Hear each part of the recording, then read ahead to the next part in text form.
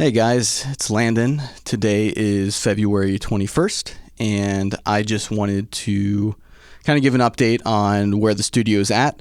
This video is going to be a little bit different than the first one. The first one had a lot of like in progress videos. This one doesn't. It's mostly just a video going over what's currently in the studio. So it's going to be, just me walking around the studio explaining stuff. With my phone camera. So anyways, enjoy. All right, so the studio's an absolute mess right now, but I got some more acoustic panels right there. So moved everything out of the closets, put them over here, moved the desk, because cut a hole right here so I can fit some XLRs or 1/4 inches through. Got one of the doors right here because I took them off. So that's right there. Can run that over there to where the vocal booth's going to be. Added an outlet right here, so we can use amps to potentially put back there. I also added an outlet right here. Found out we took it off of something that's not grounded, so that's why we added the other one over there. Then I also added one up here, and I'm gonna have to fix that little part right there, but for all the retro games right here. All right, so here is an updated walkthrough of the studio. Some of the things are not in place yet, so like these right here, some more acoustic panels that I got. This right here, so I have a little, little cork board, I guess. And I had a friend come over and he opened up some like fake Pokemon cards. So now I have them hanging right here. And every time that someone comes over to the studio, I am telling them to take a card. So I might just start like opening Pokemon cards and just putting them there. So, just take one if you come over. Venture Time poster still not hung up. Want to hang it up like right above the door right there. So as you exit, you can see it. Got some Legos here, which might have been in the last video. I don't remember.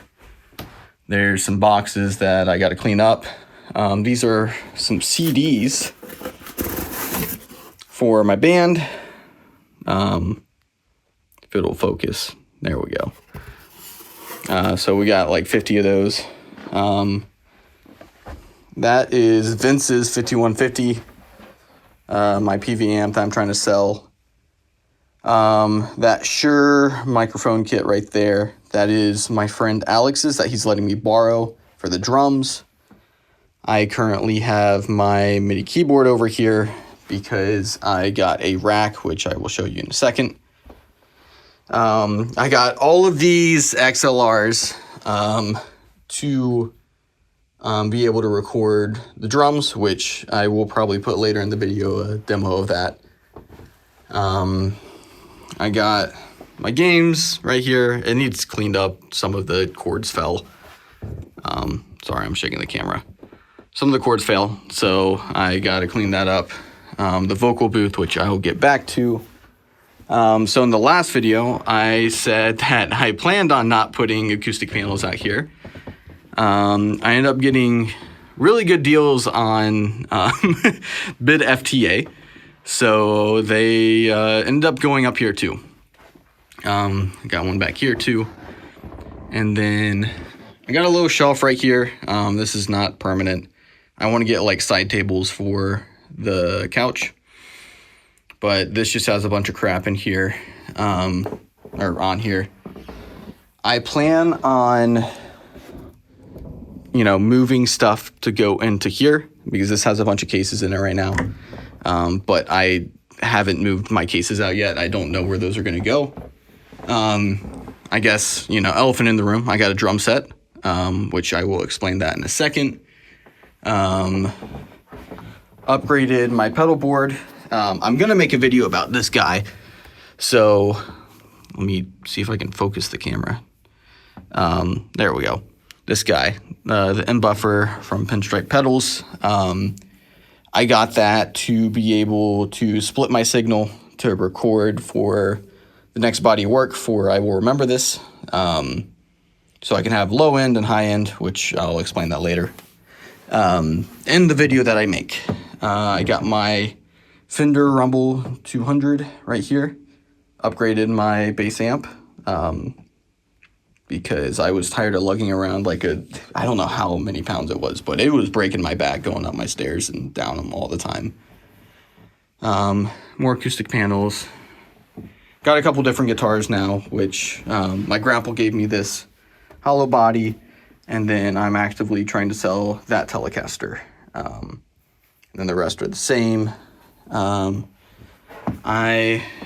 got this Fender Frontman 25R from a trade, which I made a short video about that.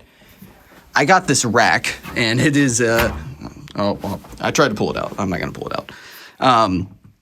It's a big freaking rack. My friend Rance got a couple racks for free from his work. And I'm like, well, I planned on getting an audio interface that needs a rack. So he just let me have it for free. I got this Behringer UMC 1820, so I can record drums. Yeah. So, I guess another thing I added, some monitors. These are some Yamaha ones. I forget the exact model number of them, but they're there. And then drums. So I got these, when did I get these? New Year's Eve. Yeah, I got these New Year's Eve.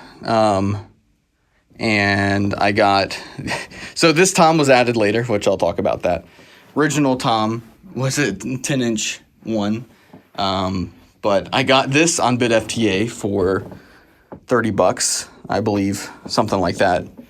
And it is a sawtooth, I think 13-inch, which it goes for like $200 or $300. So, I've just been a BitFTA fiend. It's awful.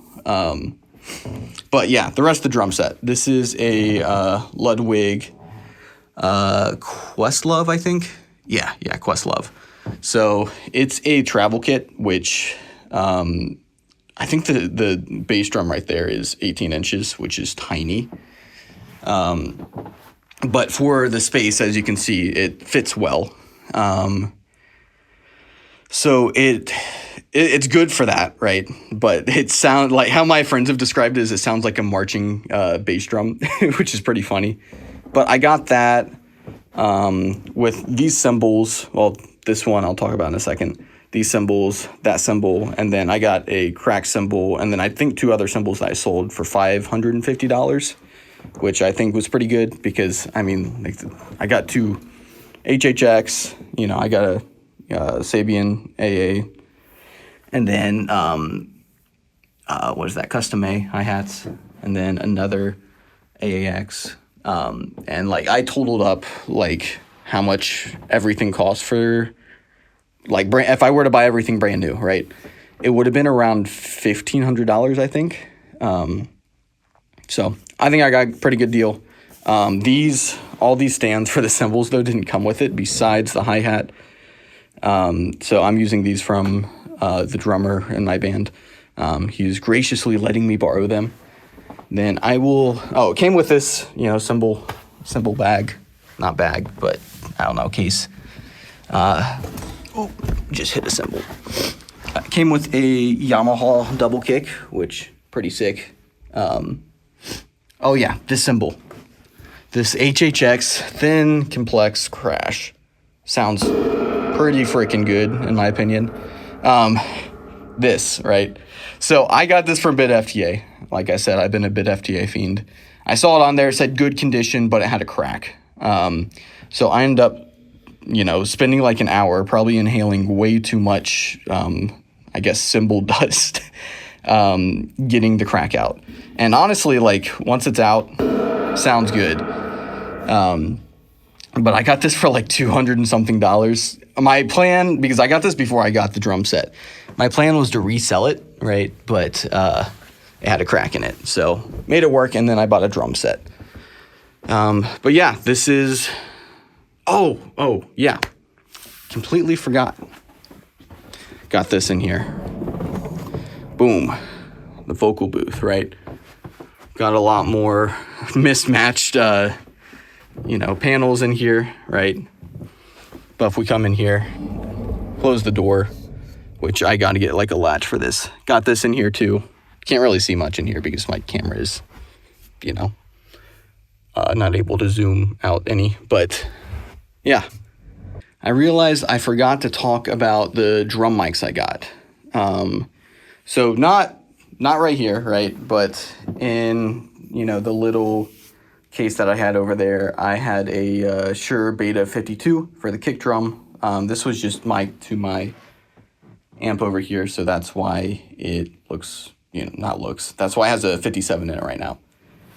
And then I have an AT2020 for an overhead. I have another AT2020 for overhead, but I use that as my gaming mic. So that is currently not there. And then I have some Sennheiser E604s for the toms. And then I have a 57 for the snare. So the 604s I'm borrowing from my church, and they said that I would be able to purchase them if I would like. So I'm going to test them out with a couple recordings with my band, see if I like them. Might buy them from them because they have a ton extra. Anyway, back to the video. So that was kind of an explanation of everything that I've done thus far. I feel like it's come a long way since the first one. Actually going to be, trying to record some stuff in it, I think here in 2 days. Just do some test recordings with my band. There's one last thing I want to show you, though, which is just a demo of the drums, which I'm not using the AT2020s for overheads on because at the time I didn't have a second one, so I'm using SM57. So it's a little wonky, I guess. But here's a clip from that. So currently, got a little test set up of recording drums using my little travel kit that I bought. Does not have any hole for the bass drum, but have some clip mics, some 57s up here. I ordered another AT2020. It's not in the mail yet, so I'm just using some 57s that I have sitting around. Then I'm borrowing from a friend, and then got my Behringer audio interface right here that I just got into, so we'll see how it sounds.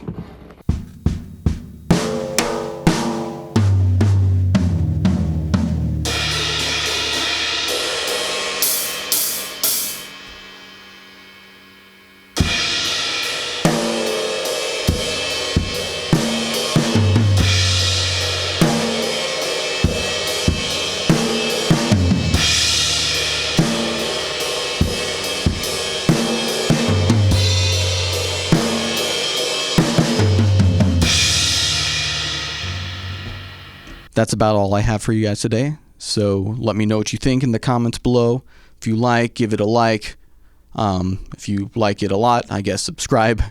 But anyway, as always, stay genuine.